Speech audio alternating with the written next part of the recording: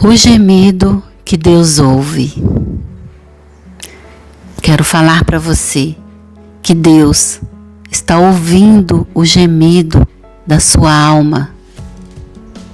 Venha comigo para a palavra do Senhor, onde diz, lá no Salmo 34:18, que perto está o Senhor dos que têm o coração quebrantado e salva os de espírito oprimido. Confie no Senhor. Ele sabe os desejos do seu coração. Ele entende o que você está passando neste momento. Qual é a opressão que está passando neste momento, nessa fase de sua vida. Muitas das vezes nós passamos por estações terríveis. Muitas das vezes passamos por estações maravilhosas, plenas.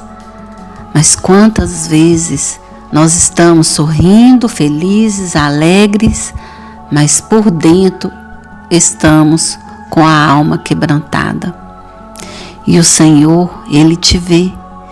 Ele consegue entrar no seu interior e ouvir a voz do seu coração, o gemido da sua alma, a angústia em que você está passando. Só o Senhor entende e te compreende neste momento.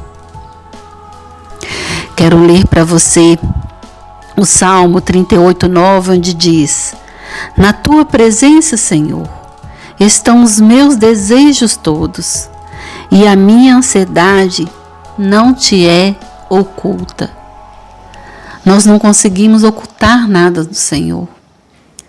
Nada passa diante dos olhos do Senhor. Este que está atento a mim, a você, a todos nós. Ele conhece, sabe o que nós estamos passando, o que nós estamos sentindo, o que nós estamos ouvindo, pensando ou sequer cogitando algo. O Senhor sabe tudo. Nada passa despercebido aos olhos e aos ouvidos do Senhor. E as mãos do Senhor não estão encolhidas para não te abençoar. Pelo contrário, elas estão estendidas, querendo te abençoar a todo momento. Basta você acalmar, aquieta o seu coração, dê ouvido à voz do Senhor. Entenda e perceba o que Ele quer de você. Porque com certeza a vontade de Deus para com você, para com a sua pessoa, ela é boa, ela é perfeita. Ela é super agradável. Basta confiar somente, basta ter fé. Creia no Senhor e Ele fará e satisfará os desejos do seu coração, segundo a sua vontade, como eu disse agora, que é boa, perfeita e super agradável. Quero contar para você um pouco sobre o profeta Elias. Este homem grandioso que a Bíblia nos descreve, que era um profeta, que na época do rei Acabe, Acabe casou-se com Jezabel, mulher esta que era super idólatra, que adorava o deus Baal, o deus que, segundo eles, era um deus da fertilidade, era o Deus dos trovões, do tempo, da chuva.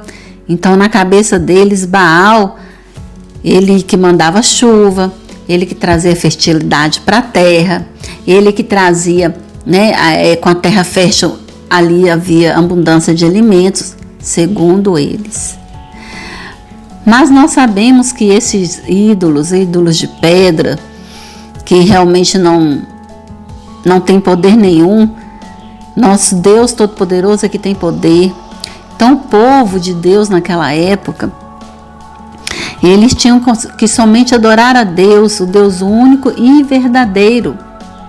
Eles tinham se afastado de Deus, porque os seus reis, em vez de estar comandando o povo diante de Deus, diante da provisão de Deus, para ter fé em Deus, confiar num Deus que provê todas as coisas, Não, eles estavam desviando o povo para adorar a deuses de pedra, né? A deuses que não fazia coisa alguma. Tanto não fazia coisa alguma que Deus chamou o profeta Elias e mandou o profeta Elias ir diante a Acabe e virar para Acabe e falar: olha, não irá chover enquanto eu não disser para chover, porque Deus que me mandou aqui. Então o Deus que eu sirvo, o Deus de poder, só Ele que vai mandar chuva aqui nessa terra. Enquanto você estiver aí adorando esses deuses inúteis, não haverá chuva aqui nessa terra. E Elias saiu diante do rei e durante 3 anos não choveu na terra, né? Não choveu na terra. E durante esse tempo Deus estava provendo para Elias, né? Provendo alimento, mandando corvos para alimentar Elias. Elias recebia de corvos pão, recebia dos corvos carne, né? Ele estava diante de um ribeiro onde havia água, mas como já estava 3 anos sem chover, aquela água já estava secando, né? Então Deus mandou chamar Acabe para reunir-se lá no Monte Carmelo, onde ele ali se reuniu junto com os sacerdotes lá de Jezabel, e ele propôs para que levantasse 2 altares, um lá dos sacerdotes e o outro para Deus, né? E Elias disse: aquele Deus que mandar fogo nas ofertas que nós vamos sacrificar para o nosso Deus, esse é o Deus verdadeiro. E Elias disse para o povo: olha, saem aí de cima do muro, ou vocês adorem a Deus, o Deus verdadeiro, ou vocês adorem Baal. E o povo ficou olhando assim, não respondeu nada. Eles não tinham que responder. O certo era responder: não, nós servimos um Deus verdadeiro. Mas não, o povo estava confuso diante das suas lideranças, diante do que eles viam, né? Porque naquela época, antes de começar a chover, havia muita fartura na terra e tudo, e o povo achava que, já que o rei estava mandando adorar Baal, então a fartura deveria estar vindo de Baal. Um povo confuso, né? Então a gente tem que pedir muito a Deus discernimento para não haver confusão na nossa mente, para que nossa alma não se abale, né? Então eu quero falar para vocês que naquele momento em que os sacerdotes de Baal ficaram lá a manhã toda, até o meio-dia, clamando, e nada acontecia, Elias começou a zombar deles, dizendo: grita mais alto, às vezes o seu Deus deve estar viajando, ou de repente está atendendo algum outro chamado, ou de repente está viajando, ou quem sabe está dormindo, né? E ali eles começaram a se cortar, que era segundo o costume deles, né? A adoração ao Deus deles lá.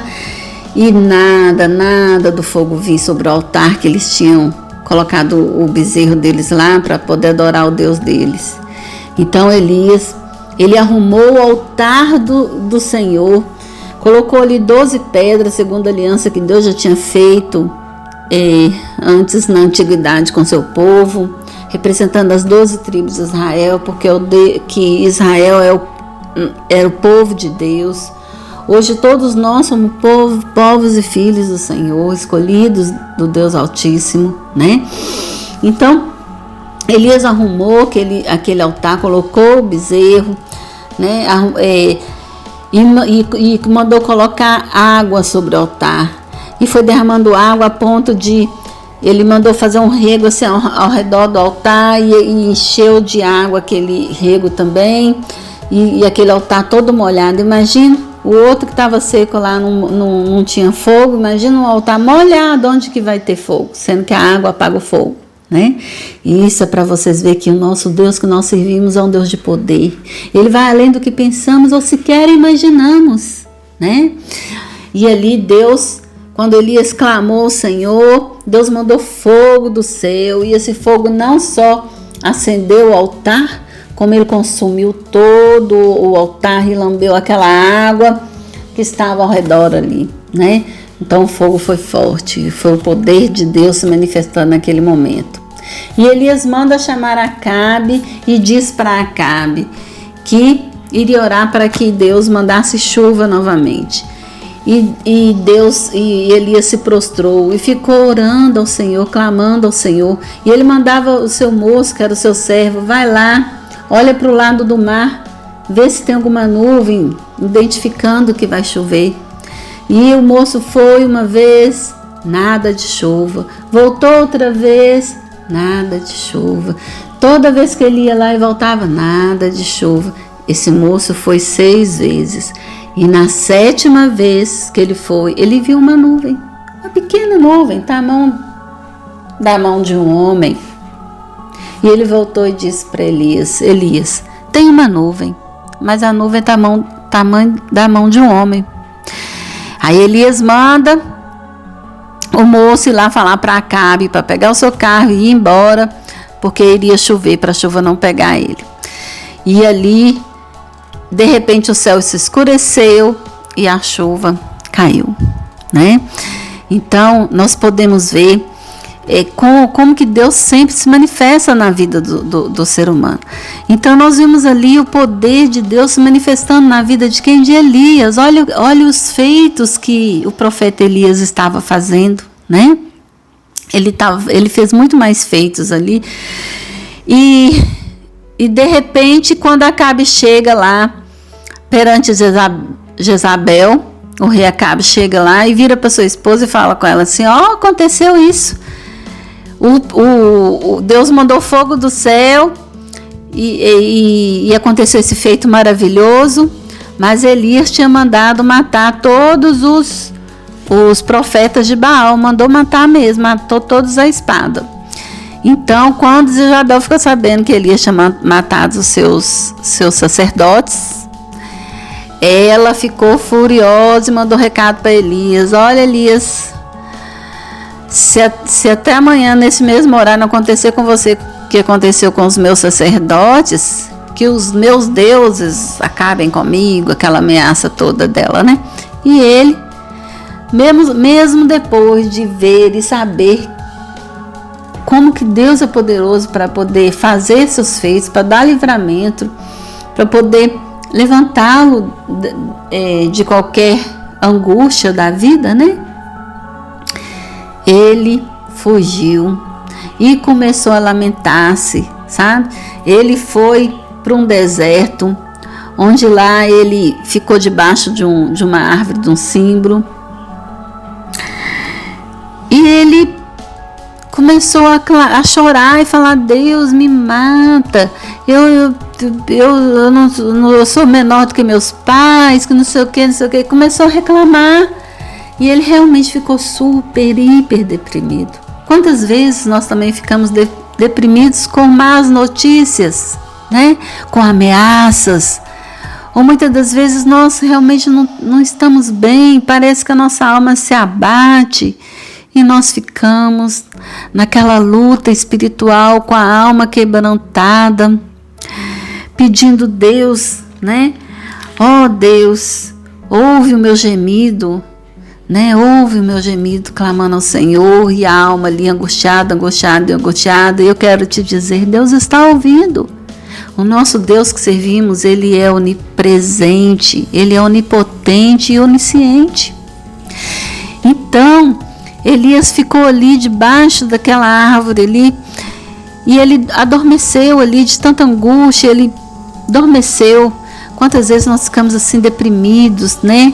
Cai uma depressão sobre nós e às vezes a gente nem sabe direito porque está deprimido, mas Deus sabe. Quero te dizer que Deus te conhece e conhece o mais íntimo do seu coração. E Deus mandou o anjo, que o anjo foi lá e tocou em Elias, falou com Elias assim, levanta e come. Quando Elias olhou acima da sua cabeceira, assim, ele viu um pão e água, ele comeu, e como ele estava muito deprimido, ele comeu e fez o que? Voltou a dormir. Aí passou mais um pouco, o anjo foi lá e tocou nele, falou: levanta e come, porque a sua caminhada é longa. Ele comeu e bebeu e foi lá para o monte Horebe, né? Que é o monte Sinai, onde Deus havia encontrado com Moisés. Então, ele foi lá para o monte, chegou lá, ele viu uma caverna, o que ele fez? Entrou para dentro da caverna. Às vezes Deus nos chama: vem, vamos bater um papo, senta aqui, vamos conversar. Eu vou te falar o que você tem e o que você vai fazer para melhorar essa situação. Mas muitas das vezes a gente não quer ouvir, a gente quer ficar no nosso canto. Se a gente achar uma caverna, algum lugar para a gente se esconder, a gente vai entrar e vai nos esconder, né? Mas não tem como se esconder de Deus. Então Elias entrou para dentro dessa caverna e ficou lá a noite toda, foi dormir. E Deus virou para ele e falou com ele assim: sai para fora que eu quero falar com você. E Elias lá, né, quietinho, imaginou a cena e pensando: mas eu quero ficar aqui até morrer, não estou afim de nada, não quero nada, não vou nada, não posso nada, imagina. Ele realmente estava super deprimido, mesmo vendo aquelas ações que Deus tinha feito antes, os milagres que Deus tinha feito antes, né? E ele ficou lá, e no momento que ele estava lá, veio um vento forte, veio um manifestar de Deus. Deus começou a se manifestar na vida de Elias.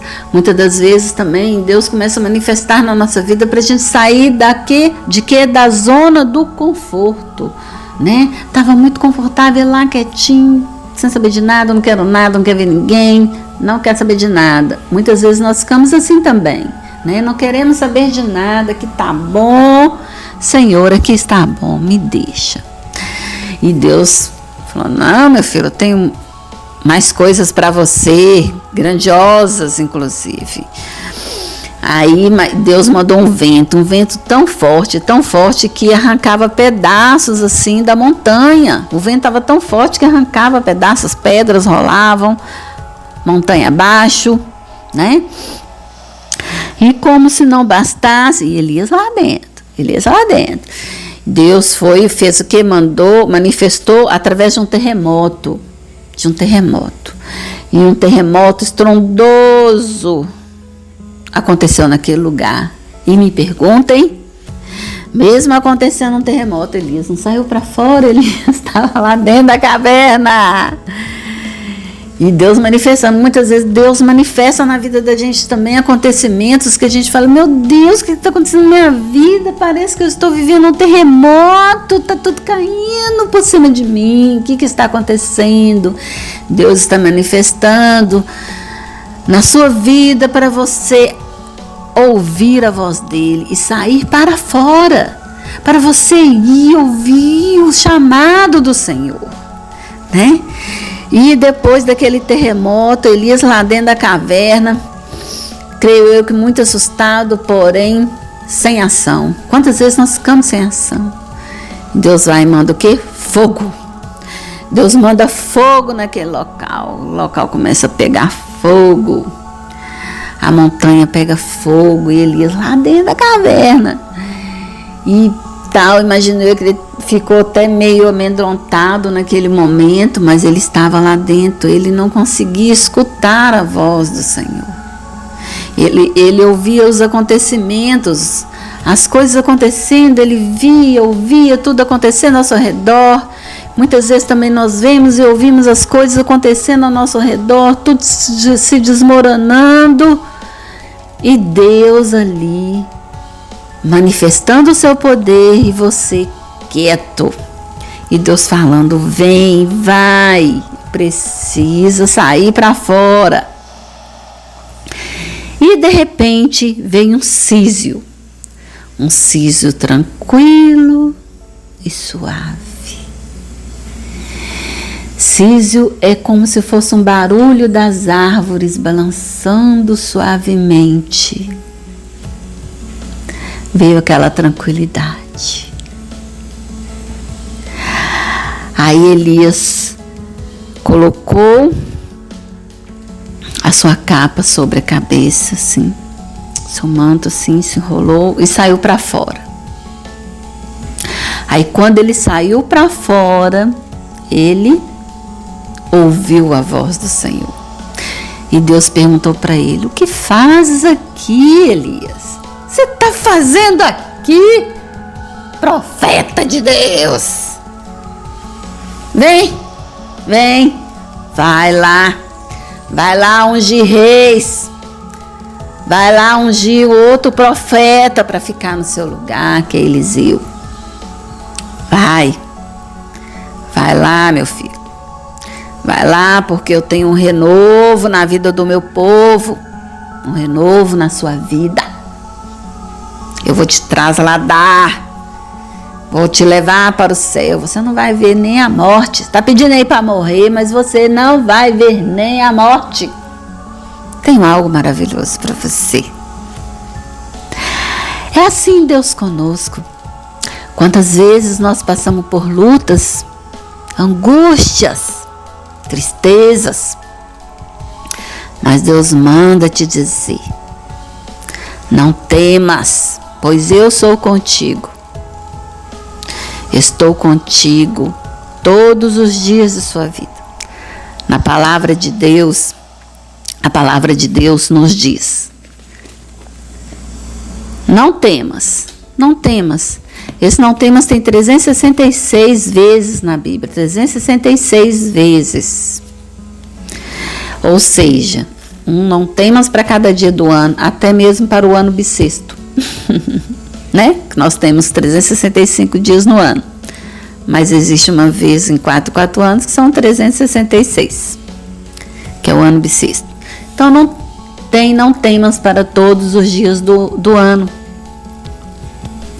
A palavra do Senhor é rica em poder. Nosso Deus é rico em poder e misericórdia. Você quer ouvir Deus falar com você? Abra sua Bíblia, leia, isso que é a boca de Deus para nós. A palavra de Deus, ela se renova a cada manhã. A palavra de Deus é cheia de poder.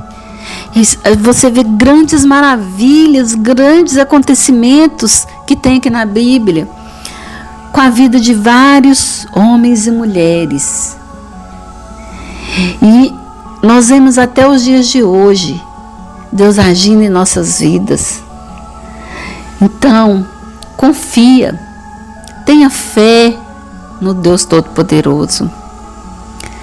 Não se estribes no teu próprio entendimento, e sim no entendimento do Senhor. Porque a palavra de Deus é que é a verdade. Se o intuito do seu coração, se o rumo da sua vida está indo contramão da palavra do Senhor, não vá. Não vá. Porque ela vai te levar por um abismo profundo, onde só o Senhor pode te tirar. E creia, mesmo que você estiver lá no fundo do abismo, o Senhor, Ele te resgata. Mas Ele só vai te resgatar se você clamar, se você crê que Ele é poderoso para fazer infinitamente mais do que você está pedindo ou sequer pensando. Porque o nosso Deus é um Deus de poder e maravilhas. Confia no Senhor e Ele vai te abençoar muito mais do que você está pensando. Meus amores, Deus abençoe a sua vida. Fique sempre com o Senhor, Deus Todo-Poderoso. Eu te abençoo e declaro toda sorte de bênção sobre você, hoje e para todo sempre. Amém? Beijo no coração e tchau.